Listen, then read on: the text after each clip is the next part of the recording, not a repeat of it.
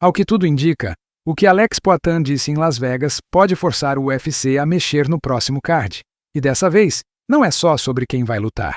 É sobre dinheiro, pressão e um evento que pode estar em risco. Antes de começar, se inscreve aí para dar aquela força. Estamos na corrida para os 1000 inscritos e isso ajuda demais o canal. Agora vamos para o que o Poatan falou. Nos últimos dias, depois do cancelamento de uma das maiores lutas do UFC 324, muita gente começou a se perguntar: quem vai segurar essa noite?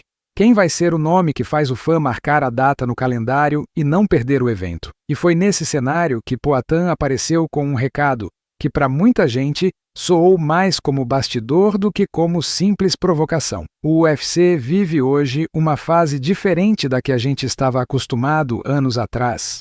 Com o novo acordo bilionário com a Paramount Plus, a organização não depende só de pay-per-view ou de um público fiel que assiste qualquer coisa. Agora existe uma pressão constante por evento grande, nome grande e repercussão grande. Porque quando um card não empolga, não é só uma luta que perde audiência, é assinatura que deixa de ser renovada, é gente que cancela o aplicativo, é barulho nas redes dizendo que o evento não valeu a pena. E quando a luta entre Amanda Nunes e Kayla Harrison foi cancelada, o UFC 324 perdeu exatamente esse tipo de atração que carrega um evento inteiro nas costas. Foi aí que o nome de Alex Poatan começou a aparecer cada vez mais em conversa de bastidor, em podcast, em comentário de fã e em análise de lutador. Em um vídeo simples publicado nos Stories, Poatan aparece caminhando pelas ruas de Las Vegas ao lado de Glover Teixeira e Plínio Cruz. Nada de cenário produzido, nada de entrevista formal, nada de anúncio oficial. Só ele, a equipe e uma frase que virou o centro da discussão. Chama! Chama! Tá falando chama, falou 8, chama aqui agora. Bom dia! Que horas são? 9h30? 9 horas, 9h10. Aí, ó. Ó o Plínio. Onde nós vamos, Plínio? Chegou mesmo, nosso, na manhã de leite. É o nosso lugarzinho da sorte, né? Levão. O protetor bucal tá na bolsa, tá? Sempre. Isso aí, o homem tá pronto. O escudo e a espada nunca deixa em casa, né, não, Poatan? Ó pro Moicano aí, ó. Ô, Moicano, o protetor bucal tá na bolsa, hein? Só tô esperando a ligação do homem. Bora!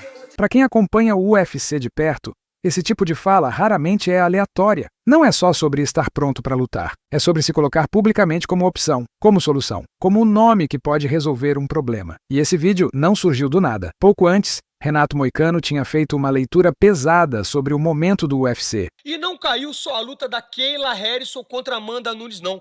Pode ter caído todo o UFC 324, porque na minha opinião, esse cara não devia nem estar lutando pelo título e essa luta não segura um acordo bilionário de 7 bilhões que tem que impressionar os fãs na primeira metade do semestre do ano de 2026. Muita gente criticando a Paramount por ter comprado os direitos do UFC por 7 bilhões. Dana White disse que está numa pressão absurda e essa luta da Amanda Nunes caindo, o que sobra nesse card de realmente espetacular? Não sobra absolutamente nada.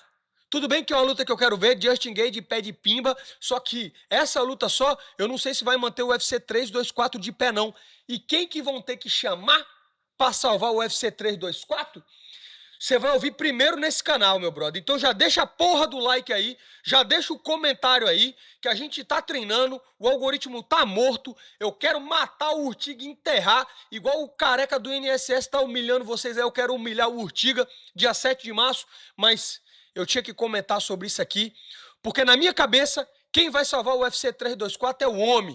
Não é a primeira vez que ele fez, vai fazer de novo e dessa vez vai ser no peso pesado. Quando você junta essas peças, a história muda de nível. Isso deixa de ser um campeão falando com fãs e passa a parecer um recado direcionado para quem toma decisão dentro da organização. Porque no fim das contas, o UFC não escolhe luta só por mérito esportivo. Escolhe por impacto, por alcance, por repercussão, por quem puxa o evento inteiro nas costas. E o Poatan hoje é exatamente esse tipo de nome. Mas aí entra o dilema. Se o UFC aceita esse movimento e chama o Poatan para o próximo grande evento, ele está fazendo mais do que marcar uma luta. Ele está colocando um rótulo no lutador, o rótulo de cara que resolve problema, o nome que entra quando o card precisa de salvação. O lutador que vira peça central na estratégia da empresa. Só que toda decisão desse tipo gera um efeito dominó. Se o Poatan sobe de divisão agora, a fila dos meio pesados pode travar. Lutadores que estavam esperando a chance pelo cinturão ficam no limbo. O ranking entra em pausa. As rivalidades rivalidades esfriam. Por outro lado, se ele fica, a pressão por uma superluta nos pesados continua crescendo. Fã começa a cobrar, mídia começa a especular. E cada evento sem essa definição vira mais um capítulo de expectativa acumulada. E no meio disso tudo, o UFC precisa equilibrar duas coisas que nem sempre andam juntas: ordem esportiva e interesse comercial. Agora imagina o cenário máximo se essa ligação realmente acontecer. Poatan vira a atração principal de um evento que precisa de holofote. Miami entra no radar. A narrativa do brasileiro buscando algo que ninguém fez antes começa a tomar conta das manchetes. A partir desse ponto, não é mais só sobre ganhar ou perder, é sobre legado, é sobre história, é sobre entrar naquela lista de nomes que definiram uma era do UFC, mas também é sobre risco, porque quanto maior o palco, maior a pressão. Quanto maior a expectativa, maior a queda se algo dá errado. E é exatamente isso que torna esse momento tão diferente de uma simples notícia de luta marcada. O que está em jogo aqui não é só o próximo adversário do Poatan, é o papel que ele vai ocupar dentro da própria estrutura do UFC. Vai ser o campeão que defende o cinturão no ritmo normal da divisão? Ou o nome que a organização chama quando precisa de um evento que faça barulho no mundo inteiro? Essa escolha muda como os outros lutadores passam a olhar para ele. Muda como a mídia fala dele. E muda como os fãs constroem a expectativa a cada anúncio. E agora eu quero saber de você, esse recado do Poatan foi só para empolgar os fãs e movimentar as redes? Ou foi um empurrão direto na mesa do UFC para salvar o próximo grande evento? Comenta aqui embaixo o que você acha. E se você curte esse tipo de bastidor e leitura do jogo por trás das lutas, já se inscreve no canal para não perder os próximos capítulos dessa história, porque pelo jeito ela ainda está longe de acabar.